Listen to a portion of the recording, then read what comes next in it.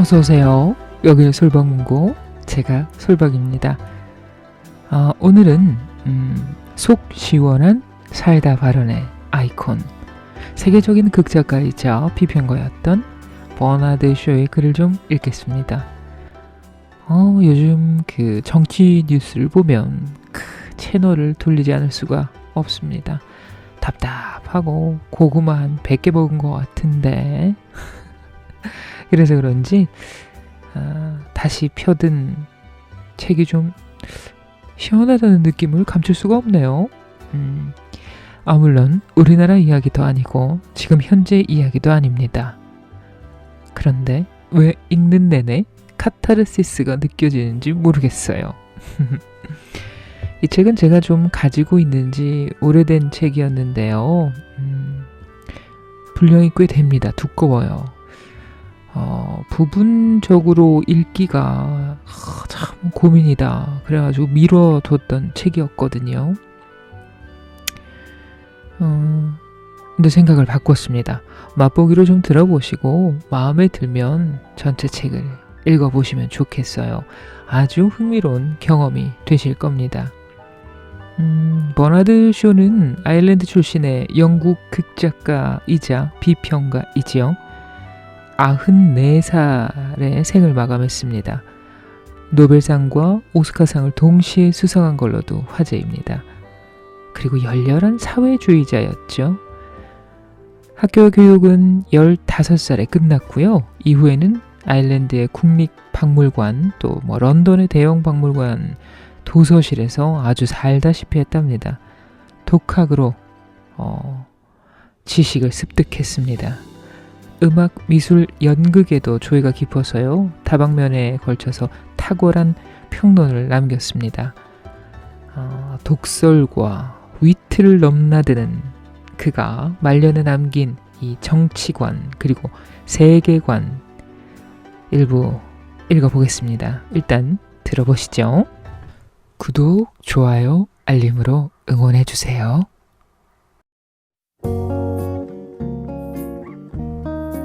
우리들의 이야기와 책이 있는 곳, 여기는 솔방문고입니다. 1장, 인간은 구제불능인가? 이 책을 읽는 것이 시간 낭비가 될 것 같으면 차라리 각자 취향에 따라 추리소설이나 재미있는 고전을 찾아 읽기 바란다. 이 책도 어떻게 보면 추리소설 같은 면이 있다. 대체 우리가 무슨 잘못을 저질렀기에 지난 25년간 세계대전을 2번이나 치렀으며 소득 불균형이 이토록 심해졌는지를 추적하기 때문이다.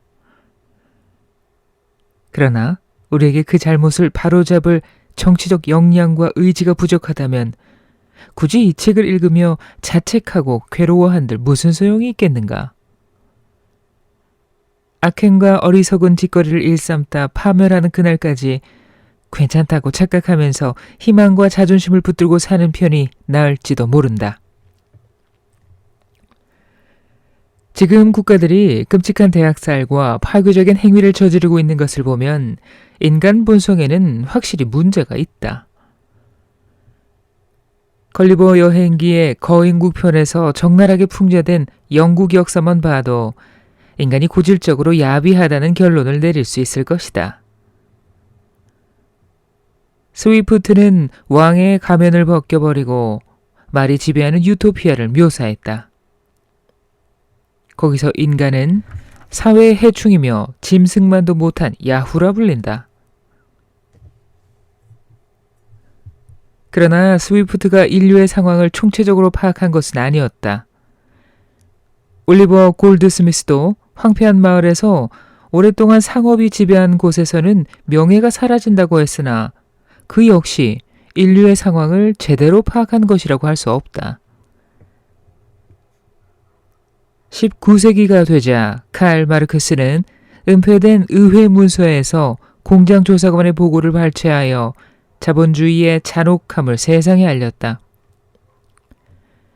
이로써 인간 본성에 관한 비관주의와 염세주의가 가장 어두운 시면에 도달했다. 마르크스는 잉여 가치를 추구하는 자본주의가 얼마나 무자비해질 수 있는지를 보여줬다. 자본의 논리에 따라 사람들은 사회복지수당보다 한 푼이라도 더 벌 수 있다면 신체상해, 대량 학살, 노예제, 마약 거래, 주류 판매 등도 마다하지 않을 것이라고 했다. 비관주의는 마르크스 이전에도 있었다.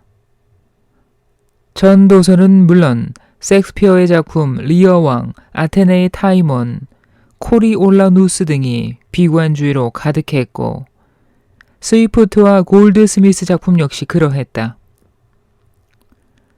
그러나 어느 누구도 마르크스처럼 공식 자료를 바탕으로 현실 문제를 다루지는 않았다. 마르크스는 새로운 세계에 대한 요구를 만들어냈으며 근대 공산주의자와 사회주의자들에게 큰 영감을 주었다. 1941년에는 열정적인 보수주의자와 성직자들조차 새로운 세계를 선전 문구로 내세웠을 정도다. 그들 모두 사람이 바뀌지 않으면 세상도 바뀌지 않는다는 생각에 동의했다. 즉, 인간성이 바뀌어야 한다는 것이었다.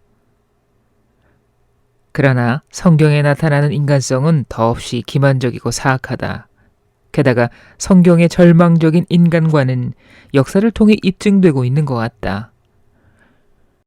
고대 그리스와 로마뿐만 아니라 근대 문명처럼 인상적인 발전을 이루었던 고대 문명들은 하나같이 멸망했다. 멸망하지 않으려면 변화해야 했지만 결코 바뀌지 않는 인간성은 변화를 거부했다. 따라서 염세주의자들은 말도 안 되는 전쟁을 벌이고 사륙에 몰두하는 우리 야후 세대가 새로운 세계를 이룩할 가능성은 거의 없다고 확신했다. 짐승보다 못한 야후들은 무의미한 전쟁을 벌이고 광적으로 살상에 매달리느라 새로운 세계를 이룰 작은 기회마저도 놓치고 있는 것이다. 그러나 인간성이 그렇게 구제불능이라면 이 책을 쓰고 읽을 이유가 없을 것이다. 모든 염세주의와 비관주의는 인류의 현 상황을 제대로 파악하지 못하고 잘못된 결론을 내린 데서 생겨난 망상으로 봐야 한다. 자본주의의 잔혹함이 전적으로 인간의 사악한 본성에서 비롯되었다고는 볼 수 없다. 자본주의 해악은 오히려 국민윤리, 애국심, 자선활동, 기업, 진보와 같은 온갖 사회적 가치가 야기한 부작용이다. 사실 자본주의 사회에서 부도덕한 구두쇠와 욕심꾸러기를 편드는 여론은 없다. 하지만 결과적으로 자본주의 사회는 지상 지옥이 될 기미를 보이고 있다. 선한 의도에서 비롯된 지옥이라고나 할까? 자본주의는 인간의 악행으로 가득한 난장이 아니라 모두를 현혹하고 착각하게 만드는 유토피아다. 튀르고와 애덤 스미스로부터 코브던과 존 브라이트에 이르기까지 존경할 만하고 공공심이 투철한 사람들조차 자본주의에 현혹되었다. 자본주의 지지자들은 악한 의도로 선을 행하는 메피스토펠레스라기보다는 가장 선한 의도로 악을 행하는 몽상가이자 환상주의자들이다. 선한 사람이 선한 의도를 실현하기 위해서는 현실에 대해 바로 알고 현실을 바탕으로 추론해야 한다. 우리가 현실 문제를 다루는 정치과학을 통해 인간에 대한 진실과 교훈을 배운다면 얼마든지 새로운 세계를 만들 수 있을 것이다.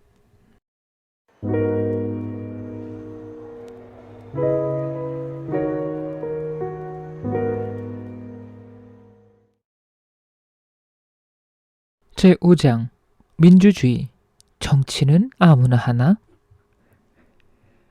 민주주의는 특권층의 이익을 위한 사회체제가 아니라 모두의 이익을 위해 모두가 공평하게 희생하는 사회체제다.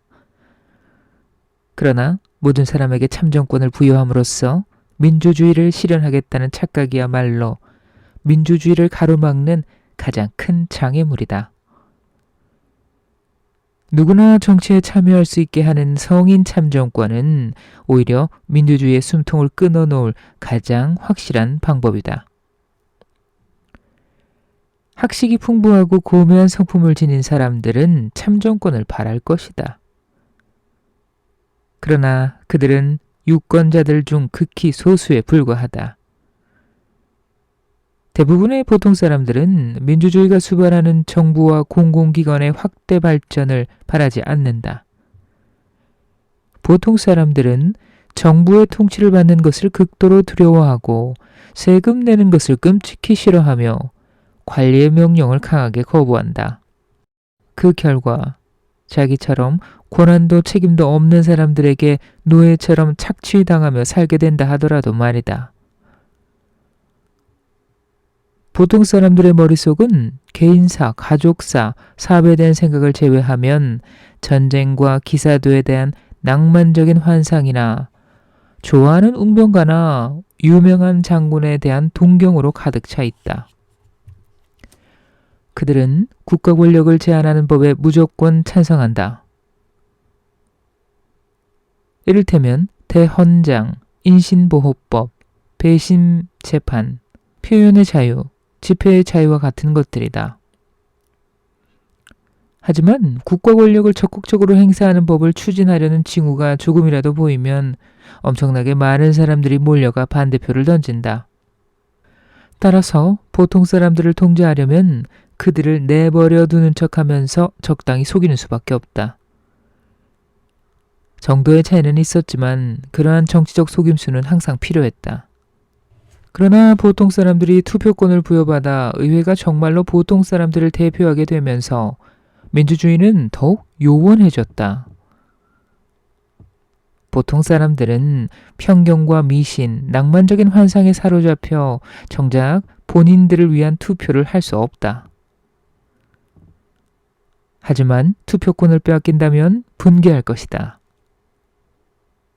따라서 몇 안 되는 진짜 민주주의자들이 대중이 스스로의 해방을 위해 투표하도록 대중을 얼마나 구슬일 수 있을지 두고 봐야 할 것이다. 시드니 웹과 베아트리스 웹은 해결책을 모색하는 데 앞장서 왔다. 그들은 1920년 사회주의 영영방을 위한 헌법에서 정당제도의 문제점이 사라진다고 해도 단일 의회로는 지금 우리의 복잡한 문명을 다스릴 수 없다고 단언했다. 모든 일을 다 잘하는 사람이 특별히 잘하는 것이 없는 것과 마찬가지다. 웹 부부는 정치적인 의회와 사회적인 의회, 이렇게 두 개의 의회를 세우자고 제안했다. 그들이 내세운 논점과 논거에는 반박의 여지가 없었다. 오히려 그들의 제안을 거부할 명분을 찾는 것이 문제가 될 정도였다. 그러나 사람들은 늘 그래왔듯 그 제안도 간단히 무시해버렸다. 책이나 저자를 무시하기는 쉽다. 웹 부부의 책도 있는 그대로의 현실을 기반으로 하지 않았다면 상황은 그것으로 종료됐을 것이다. 하지만 현실 문제가 너무 오래 외면당하면 골마 터지기 시작한다. 정치, 사회, 문화, 경제, 법 전반에 걸친 온갖 문제들이 단일 의회에서 결정되고 5년마다 한 번씩 치러지는 보통 선거를 통해 의회의 모든 것이 결정되는 바람에 보통 사람들은 오히려 불리해졌다. 선거에서 보통 사람이 느낄 당혹감들을 상상해보라. 그는 외친다. 방금 노동당 후보의 말을 들으니 탄광이 국유화되면 석탄을 반값에 살 수 있다고 한다. 하지만 노동당 후보가 옆집 사람에게는 기도서의 개정을 위해 노력할 것이라고 약속했다. 나는 그런 무신론을 도저히 참아줄 수가 없다. 보수당 후보는 기도서를 수호하기 위해서라면 끝까지 싸우다 죽겠다고 한다. 하지만 그는 더햄 지역의 탄광을 소유하고 있으므로 석탄값을 내리지 않을 것이다. 그리고 사람들은 그가 영국 국교회라고 하는데 개신교인 내 눈에는 카톨릭과 다를 바 없어 보인다. 나는 자유당 후보가 자유를 언급하며 각종 정부 규제와 통제를 없애겠다고 한 발언에 동의한다. 하지만 그는 뻔뻔한 공산주의자고 나는 왕정 지지자다. 나로서는 무소속 후보가 가장 마음에 든다. 그러나 그는 평화를 위해 협상하겠다면서 우리를 히틀러의 노예로 만들려고 한다. 더구나 의회에 들어가면 정당에 소속된 의원들에게 기도 못 펼 것이다. 나는 표를 낭비하고 싶지 않다. 지난번에는 공산주의자가 나온 적이 있다. 그는 완패하여 공탁금을 모두 잃었다. 내 친구 녀석 하나는 그에게 투표했다. 정말이지 바보 같았다. 다행히 여기는 자유국가다. 내가 원하지 않으면 투표를 하지 않아도 된다. 나는 투표하지 않을 것이다. 동네 사람들은 내가 자기들이 지지하는 후보에 투표할 것이라고 생각한다. 하지만 이 선거판은 모두 썩었다. 정치인들은 유권자들 얘기를 들어줄 것처럼 하다가도 당선되고 나면 태도가 돌변한다. 근본이 제도를 보라. 뮌헨 평화 강화 조약을 보라. 결국 우회부부의 제안대로 기도서 개정과 탄광 문제는 상원과 하원의 문제로 분리되었고 다른 많은 의제도 그런 식으로 분리되어 처리되었다. 러시아에서 성공한 새로운 소비에트 시스템은 권력기관을 양원으로 분리하는 것 이상의 해결책을 보여준다. 러시아의 권력기관은 수십 개로 분리되어 있어서 사람들은 그만큼 많은 투표 기회를 갖는다. 유권자와 후보자는 상호 혼인 가능한 같은 계층의 사람들이다. 영국의 보통 사람들은 자신들이 상원과 하원 이 두 개의 권력기관에 의지해서만 통치된다고 생각한다. 그들은 하원 의원을 투표로 뽑고 상원은 없어지기를 바라지만 한편으로는 상원이 자신을 더 잘 대변하고 원래부터 그 자리에 있었던 것이라 없앨 수 없다고 생각한다. 그러나 사실 러시아처럼 영국에도 여러 권력 집단이 존재한다. 노동조합, 전문가 협회, 협동조합, 경영자 협회, 교회, 은행, 지주들이 보통 사람들을 지배하고 있다. 이들 권력 집단 대부분은 실질적인 권력을 무책임하게 행사하고 있는데 정작 국민들을 책임져야 할 국가는 그 권력을 감히 주장하지 못하고 있다. 일반인들은 이유도 듣지 못한 채 직장에서 해고되고 어떠한 대안도 없이 거리로 내몰려 굶어 죽거나 실업수당으로 근근히 살아가게 될 수도 있다. 의사 면허를 정지당하고 변호사가 자격을 잃고 성직자가 성직을 박탈당하고 증권 거래인이나 딜러는 거래소에서 쫓겨날 수 있다. 자신들이 동의하지 않는 규칙을 어겼다는 이유로 말이다. 도제 과정을 거치거나 시험을 보지 않으면 전문 기술자나 상인으로 인정받지 못할 수도 있다. 이런 식으로 상업과 직업의 세계를 지배하는 다양한 권력 집단은 보통 사람들을 쥐어짜고 모든 면을 통제하면서 그들의 자유에 대한 갈망을 간단히 짓밟는다. 그러나 국가가 나서서 그러한 권력 집단을 제압하려고 들면 보통 사람들은 자유가 파괴되고 있다고 악을 써대고 자신은 절대로 노예가 되지 않겠다고 목청을 높인다. 이는 진정한 자유를 경험해 본 적이 없고 무엇이 자유인지 모르기 때문에 그러한 것이다. 사실 권력 집단이 다양하다는 것은 문제가 되지 않는다.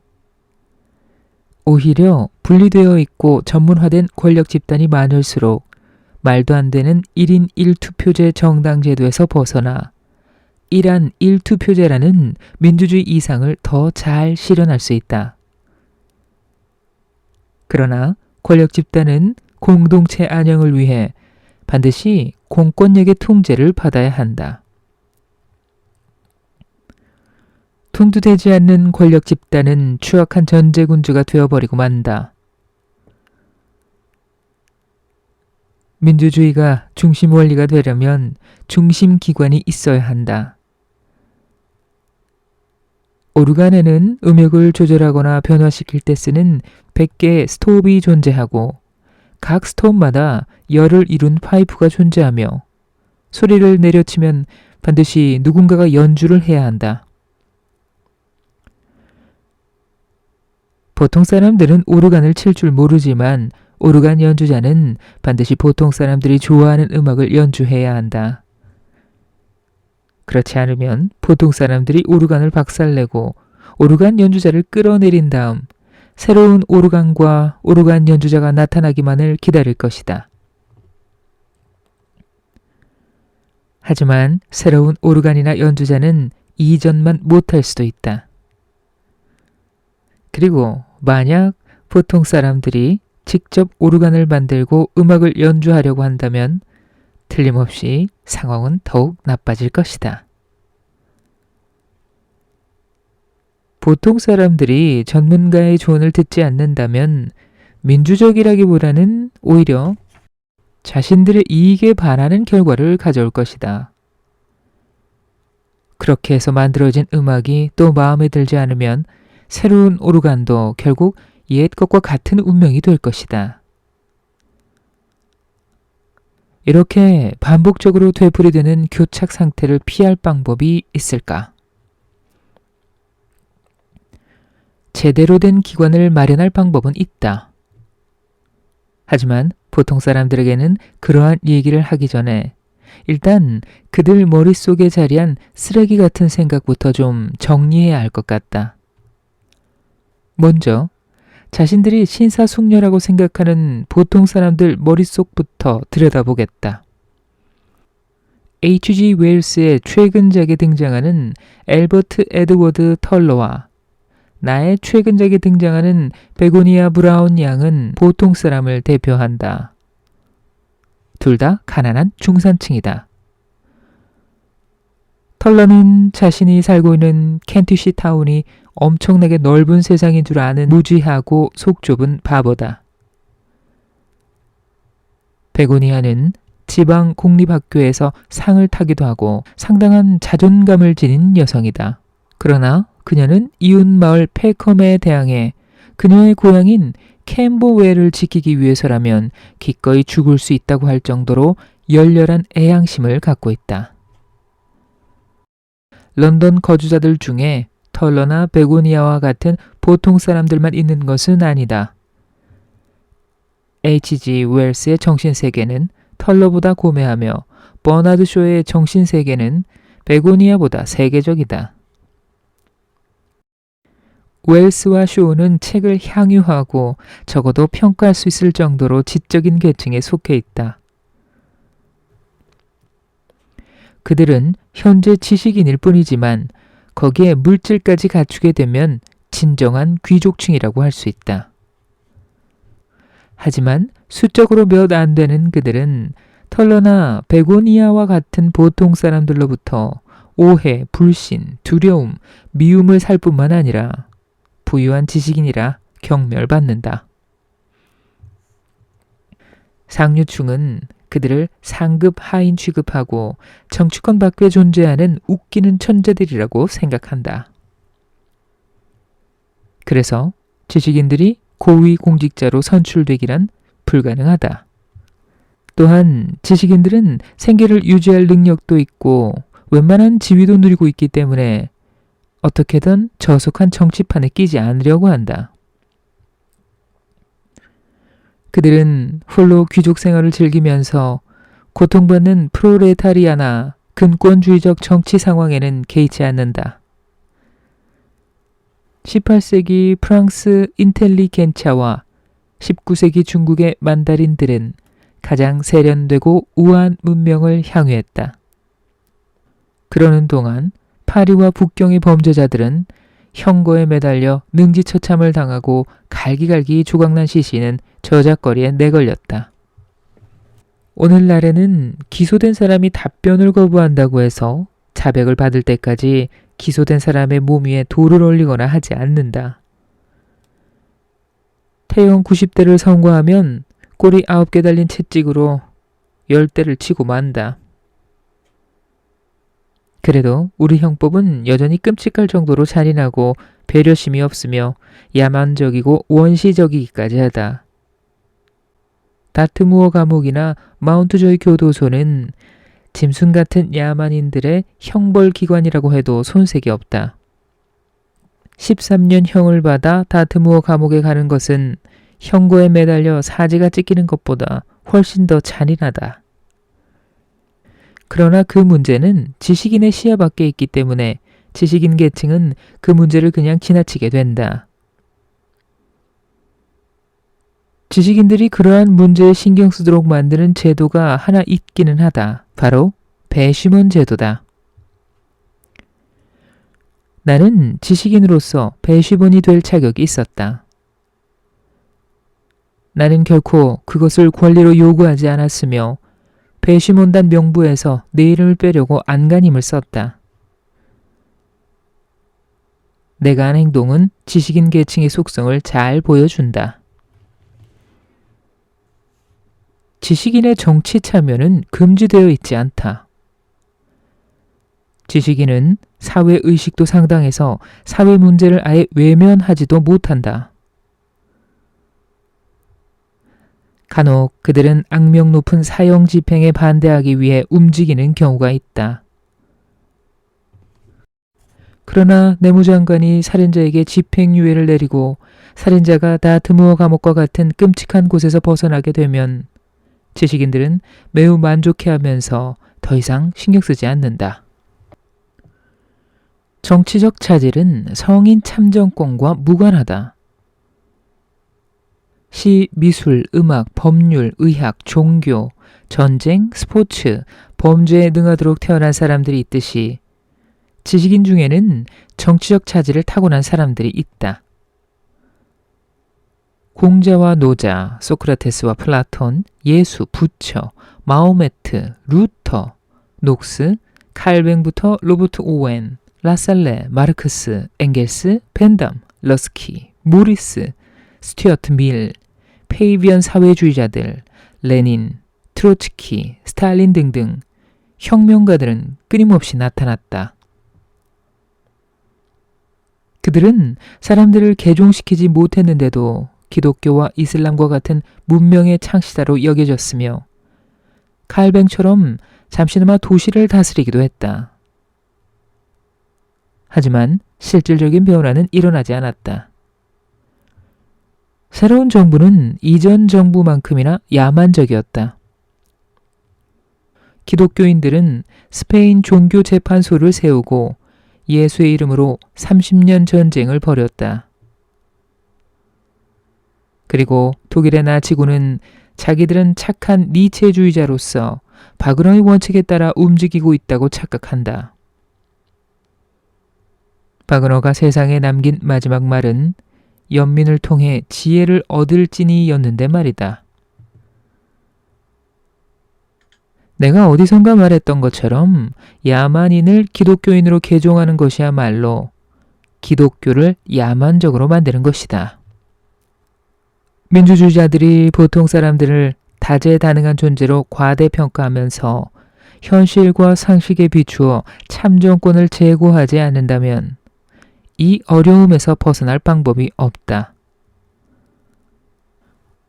보통 사람들이 전제정치로부터 자신을 보호하려면 정부에 대해 어느 정도 통제력을 가져야 할까? 자기 자신도 지키고 문명도 보호하려면 어느 정도의 통제력을 행사해야 할까? 이러한 질문들은 정말 답이 없는 문제들일까? 나는 아니라고 생각한다. 보통 사람들이 도저히 참기 힘든 전제정치로부터 자신을 보호하기 위해 통치자를 선택할 수 있는 권리를 갖는 것은 당연하다. 그것은 유치원 아이들이 독약병을 마음대로 만지게 놔두거나 동물원의 빗장을 열어젖혀 모든 동물을 풀어주는 것과 같은 것이다. 정치인으로서 자질을 갖춘 사람들은 충분히 있기 때문에 그 중에서 통치자를 선택하도록 보통 사람들의 권력을 제한하는 것이 보통 사람들에게는 가장 유리한 방법일 것이다. 이는 너무나 당연한 얘기이기 때문에 의회 민주주의 초창기부터 우리는 의원 후보의 자격을 일정 수준 이상의 재산을 소유한 사람으로 제한했다. 이때만 해도 입법자들이 최소한의 초등교육을 받은 자들이라는 보장은 있었다. 그러나 입법자들이 자기들의 계급적 이익을 위해 권력을 엄청나게 남용하면서 의원 후보의 자격 조건은 완전히 폐기되기에 이르렀다. 그것은 프라이팬에서 내려와 불길로 뛰어든 것이나 마찬가지였다. 사람마다 정치적인 자질이 다른 것은 지극히 자연스럽고 당연하다. 정치적 자질은 개인들 간에도 다를 뿐 아니라 같은 사람이라도 나이에 따라 달라진다. 이런 뻔한 사실을 직면하고도 소리를 곧 신의 목소리라고 주장하는 것은 어리석은 일이다. 볼테르는 개인보다는 다수가 더 현명하다고 했는데 성인 참정권이 어떤 결과를 가져왔는지 제대로 보지 못해서 그런 것이다. 세상은 각양각색의 사람들로 이루어져 있으며 문명이 유지되려면 그들 중 몇몇은 미친 개마냥 죽임을 당해야 하고 나머지는 국가의 지배를 받아야 한다. 과학적 검증을 거치지 않고 아무에게나 참정권을 부여함으로써 민주주의를 이루려는 모든 시도는 늘 그랬던 것처럼 스스로 좌절하고 말 것이다. 그러므로 자질에 따라 사람들을 분류하는 것은 진정한 민주주의로 향하는 첫 번째 단계다. 다음 장에서 이 주제를 다루겠다.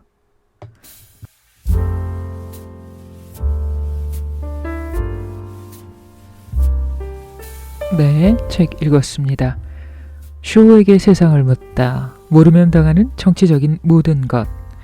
지니 버나드 쇼이고요. 옮기니는 김일기님과 김지연님입니다. 도서출판 땡땡대로에서 출간되었습니다. 뒤편에는 평등이라든지 학교 교육이라든지 계층 문제, 금융, 또 국가 비리, 개인의 능력과 가치를 평가하는 문제라든지 아주 재밌고 흥미있는 부분이 많이 있어요. 고대 그리스나 근대 시대 철학자들의 글에 비하면은 아주 술술술 읽히는 느낌이에요.